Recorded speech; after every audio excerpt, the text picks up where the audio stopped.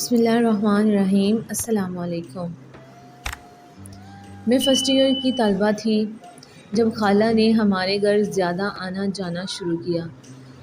اس آنا جانا کا مقصد یہ تھا کہ وہ اپنی صاحبزادی کا رشتہ میرے بھائی سے کرنا چاہتی تھی۔ میرے دو ہی بھائی تھے، بڑے بھائی شاہد جو بزنس کے سلسلے میں انگلینڈ میں رہائش پذیر تھے، جبکہ چھوٹا بھائی زاہد ان دنوں BA کا طالب علم تھا۔ خالہ نے امی سے بات کی کہ وہ اپنی بیٹی رقیہ کو غیروں میں نہیں بیانا چاہتی۔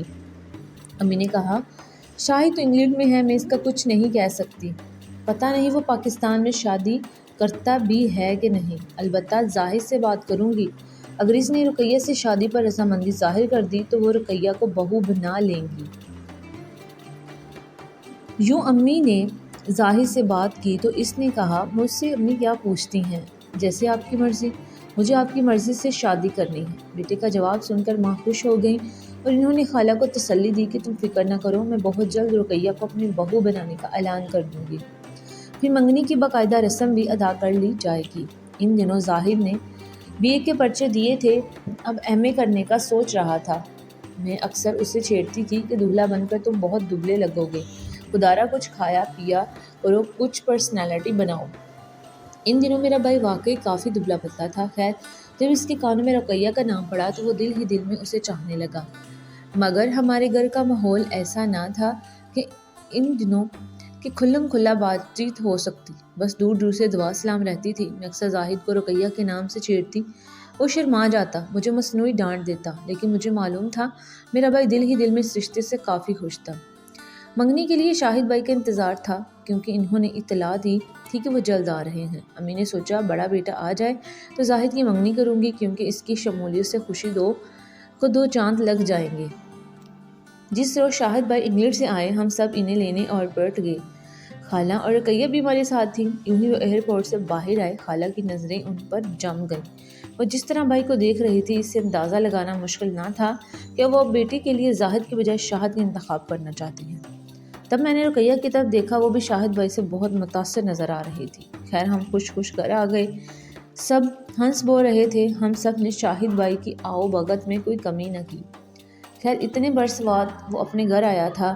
زاہد اور میں مذاق کر رہے تھے کہ ہم تو سمجھے تھے کہ بھائی اپنے ساتھ ایک عدد میم بھی لائیں گے، لیکن ہمارا خیال خواب ہو گیا۔ امی نے کہا، شکر کرو میرا بیٹا کسی انگریزنی کے چکر میں نہیں پڑا، میں اب اس کے لیے اپنے وطن سے ہی دلہن تلاش کروں گی۔ اسی طرح باتیں ہوتی رہیں، جو خالہ بھی سن رہی تھی اور سوچوں میں کھو چکی تھی۔ اب وہ پریشان تھی اور سوچ رہی تھی کہ انہوں نے جلد بازی میں غلط فیصلہ کر لیا، بیٹی کے لیے زاہد کا انتخاب کر لیا، جو دبلا پتلا واجبی سا لڑکا ہے اور ابھی کمانے کے لائق بھی نہیں ہے۔ دوسری طرف شاہد کی شخصیت جہاں غضب کی تھی، وہیں اس کا پھیلا ہوا کاروبار، انداز و بول چال بھی وقار تھا۔ اب وہ ہاتھ میں لانے لگی کہ ذرا سا انتظار کیوں نہ کر لیا، ملنے لگی، کیوں رقیہ کے لیے زاہد کا رشتہ لیا، اور ادھر بہن نے بھی ہاں کر دی۔ رقیہ کا حال بھی خالہ سے کچھ مختلف نہ تھا، وہ بھی دل ہی دل میں حسرت کر رہی تھی اور ہاتھ مر رہی تھی کہ زاہد سے بہتر تو شاہد ہے، مگر لب پر وہ بات نہیں لا سکتی تھی کیونکہ امی ناراض ہو جاتی۔ ان کے لیے تو دونوں بیٹے برابر تھے، وہ چھوٹے کا دل کیسے توڑ سکتی تھی، جبکہ اسے رقیہ کے لیے وعدہ کر چکی تھی۔ رقیہ اب زاہد سے بات کرنے سے کترانے لگی، وہ بات کرتا تو چڑ کر جواب دیتی۔ زاہد حیران تھا کہ اسے کیا ہوا ہے، پہلے تو اچھی طرح بات کرتی تھی، اب یکدم سے بیزاری کیوں؟ میری سہیلی زادی بہن بہت خود غرض تھی، وہ زاہد سے پیچھا چھڑانے کی ترکیبیں سوچ رہی تھی۔ انہی دنوں میری سالگرہ آ گئی، امی نے سوچا اس بار اسما کی سالگرہ نہایت ہی دھوم دھام سے منائی جائے تاکہ اس تقریب میں شاہد کی شرکت سونے پر سہاگا ہو۔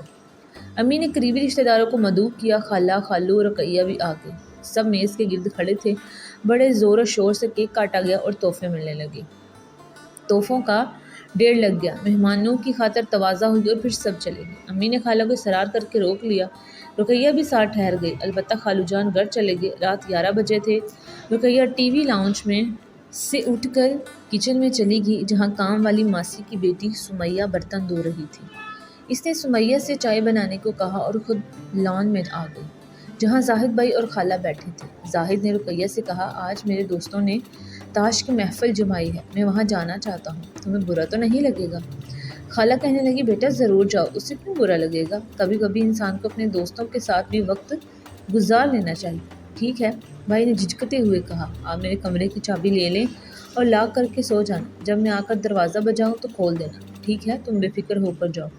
خالہ نے زاہد سے چابی لے کر رقیہ کو دے دی اور بولی جلدی آنے کی کوشش کرنا۔ زاہد چلا گیا۔ اتنے میں سمیہ چائے لے آئی، اس نے میٹرک کے پرچے دیے ہوئے تھے اور اب فارغ تھی، تو کام زیادہ ہونے کی وجہ سے ماسی اسے ہمارے گھر چھوڑ گئی تھی۔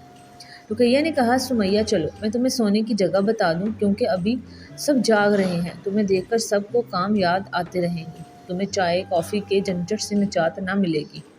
سارا دن کام کر کے تم بہت تھک گئی ہو اور 1.5 برتن بھی دھوئے ہیں۔ اس ہمدردی پر لڑکی مشغول نظروں سے رقیہ کو دیکھنے لگی۔ وہ سمیہ کو لے کر زاہد بھائی کے کمرے میں آ گئی اور کہا اب تم سو جاؤ، جب تم کسی کو نظر نہ آؤ گی تو تمہارا کام بھی ہلکا ہو جائے گا۔ میں اور امی یہاں پلنگ پر سوؤں گی، تم نیچے فرش پر چادر بچھا لو۔ سمیہ چادر بچھا کر لیٹ گئی۔ ذرا دیر بعد رقیہ نے کمرے کی لائٹ بند کر دی اور کہا تھوڑی دیر بعد امی کے ساتھ یہاں سو جاؤں گی۔ لڑکی تھکی ہوئی تھی، منٹوں سیکنڈوں میں نیند کی آغوش میں چلی گئی۔ اس ساری کارروائی کا گھر میں کسی کو علم نہ تھا سوائے خالہ اور رقیہ کے۔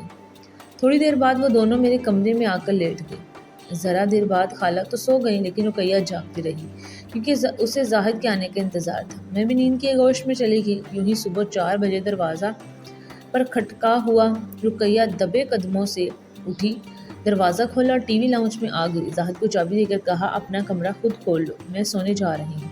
یہ کہہ کر وہ میرے کمرے میں واپس آ گئی۔ اتنے میں اذان ہونے لگی۔ زاہد نے اس ڈر سے کہ کہیں امی ابو کو پتہ نہ چلے آہستگی سے دروازہ کھولا، لائٹ چلائے بغیر بستر پر جا کر لیٹ گیا اور تھکا ہوا تھا، لیٹتے ہی نیند آ گئی۔ اسے پتہ ہی نہ چلا کہ پرلی طرف قالین پر کوئی سو رہا ہے۔ اذان ہوتے ہی امی ابو نماز کے لیے اٹھے۔ رقیہ تو پہلے ہی جاگ رہی تھی۔ اس نے خالہ کو نماز پڑھنے کے بہانے سے جگایا اور لاؤنج میں آ گئے جہاں امی ابو نماز پڑھ رہے تھے۔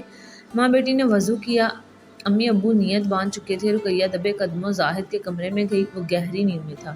رقیہ نے سمیہ کے پاؤں کو چھوا، وہ اٹھ بیٹھی اور آنکھیں ملتی ہوئی کمرے سے نکل گئی۔ امی ابو جو سلام پھیر چکے تھے اسے زاہد کے کمرے سے نکلتے دیکھ کر حیران رہ گئے۔ تبھی رقیہ نے کہا تم اس کمرے میں کیا کر رہی ہو؟ میں سو رہی تھی، اس نے کچھ نہ سمجھتے ہوئے جواب دیا۔ اتنا سننا تھا کہ رقیہ رونے لگی۔ سب گھبرا گئے کہ کیا ہوا۔ وہ روتے ہوئے بولی زاہد اور سمیہ رات ایک ہی کمرے میں تھے، میں اب زاہد سے منگنی نہیں کروں گی، بلکہ کبھی شادی بھی نہیں کروں گی۔ ابا جان غصے میں زاہد کے کمرے میں گئے۔ قالین پر چادر بچھی تھی، تکیہ رکھا ہوا تھا اور پھر انہوں نے سمیہ کو کمرے سے نکلتے بھی دیکھا تھا۔ غصے میں بیٹے کو جھنجھوڑ کر اٹھایا اور بولے یہ کیا معاملہ ہے؟ اس گھر میں ایسی حرکتیں، میں خودکشی کر لوں گا۔ یہ شریفوں کا گھر ہے، اگر یہاں کام والیوں کی عزت محفوظ نہیں تو لعنت ہے ایسی شرافت پر۔ وہ نہ جانے کیا کچھ کہہ رہے تھے۔ زاہد کو کچھ سمجھ نہیں آ رہا تھا کہ وہ کیوں ناراض ہیں۔ اس نے کہا ابا جان آپ کیا کہہ رہے ہیں، مجھے کچھ سمجھ نہیں آ رہا۔ ابو بولے کہ اب مجھے ایسی باتیں زبان سے کہنی پڑے گی، تم کیوں نہیں ڈوب مرتے؟ پھر سمیہ کی طرف اشارہ کرتے ہوئے بولے رات کو اسے سارے گھر میں اور کہیں سونے کی جگہ نہ ملی جو تمہارے کمرے میں سوئی، اور تم نے یہ بات کیسے گوارا کر لی؟ ابا جان مجھے پتہ نہیں، میں تو ساری رات گھر پر ہی نہ تھا۔ زاہد نے وضاحت کی، مگر ابو نے ایک نہ سنی نہ کچھ پوچھا۔ وہ جوتا اتار کر بیٹے کی پٹائی کرنے لگے۔ امی بیچاری تھر تھر کانپ رہی تھی اور چال باز رقیہ سوٹے بہاتی میرے کمرے میں آ بیٹھی۔ خالہ بھی سب کچھ دیکھنے کے باوجود خاموش رہیں۔ شاید ان کے من کی مراد پوری ہو چکی تھی۔ سمیہ بیچاری روتے ہوئے اپنے گھر چلی گئی۔ کس کو اس کی پرواہ نہ تھی، نہ کسی نے اس کی بات سنی، نہ کچھ پوچھا، نہ یقین کیا۔ غریب انسان کی کیا اوقات ہوتی ہے کوئی اس کی بات سنے۔ انہی دنوں ابو کے ایک دوست بزنس کے سلسلے میں بیرون ملک گئے تھے، تعلیم کی وجہ سے اپنی بیٹی عائشہ کو ہمارے گھر چھوڑ گئے۔ عائشہ سے میری دوستی پہلے سے تھی، ساتھ رہنے سے اس کی اچھی عادات مزید کھل کر سامنے آ گئی، تو میں نے محسوس کیا وہ زاہد میں دلچسپی لے رہی ہیں، کیونکہ زاہد کی بیزار طبیعت اور کم گوئی نے عائشہ کو چونکا دیا تھا۔ آخر یہ شخص ایسا کیوں ہے؟ وہ اکثر مجھ سے پوچھتی تھی کہ زاہد پہلے تو ایسا نہیں تھا، پھر ایسا کیا ہو گیا کہ مجبور ہو کر ایک روز میں نے تمام حالات اس سے بتا دی۔ اس کے دل میں زاہد کے لیے ہمدردی کے جذبات جاگ اٹھے۔ پھر ایک دن اس نے زاہد سے خود بات کی۔ زاہد نے بھی اپنا دل عائشہ کے سامنے کھول دیا۔ عائشہ کے کہنے پر میں نے امی ابو سے بات کی، پھر عائشہ کے والد سے بھی بات ہوئی۔ وہ زاہد کا رشتہ عائشہ سے طے پا گیا۔ دونوں کی شادی ہو گئی اور وہ ہنسی خوشی زندگی گزارنے لگی۔ اب زاہد پہلے جیسا ہو گیا تھا، ماں کے قدموں میں بیٹھنے والا، باپ کا ادب کرنے والا، سب کے ساتھ بیٹھ کر کھانے پینے اور ہنسنے بولنے والا۔ یہ سب کچھ صرف عائشہ کی وجہ سے ہوا تھا۔ ہمارے گھر پر رقیہ کی وجہ سے جو مصیبتیں آئی تھیں وہ عائشہ کی وجہ سے چھٹ گئیں۔ 5 سال میں اللہ نے زاہد اور عائشہ کو 2 بیٹے دیے، جبکہ رقیہ کے ہاں کوئی اولاد نہ ہو سکی۔ وہ دونوں 5 سال بعد انگلینڈ سے واپس آئے تو رقیہ خالی گود کی وجہ سے کچھ خوش نہ لگتی تھی۔ دونوں میاں بیوی کو ایک دوسرے سے کافی شکایتیں تھیں۔ وہ کہتی تھی کہ تم لوگ تو میری بربادی پر بہت خوش ہو گئے ہو، میں ویسی کی ویسی خالی گود رہ گئی ہوں۔ ہم اس کی باتیں سن کر چپ رہے۔ اگر اس کی گود خالی تھی تو اس میں ہمارا کیا قصور ہے؟ انسان کو کبھی مکمل خوشی نہیں ملتی، کہیں نہ کہیں کوئی نہ کوئی کمی رہ جاتی ہے۔ زاہد آج تک رقیہ بابی سے بات نہیں کرتے۔ وہ کہتے ہیں اپنوں پر بھی سوچ سمجھ کر اعتبار کرنا چاہیے، کیونکہ کوئی اپنے مطلب کے لیے کیا کچھ کر سکتا ہے، چاہے کسی کی زندگی پر داغ لگ جائے، اور ہمارے جیسے بیچارے تو صرف ہاتھ ہی ملتے رہ جاتے ہیں۔ آج کی کہانی آپ کو کیسی لگی؟ اپنی رائے کا اظہار کمنٹ باکس میں ضرور کریں، اور میرے چینل زنیشا اسٹوری کو سبسکرائب کریں، ویڈیوز کو لائک شیئر ضرور کریں۔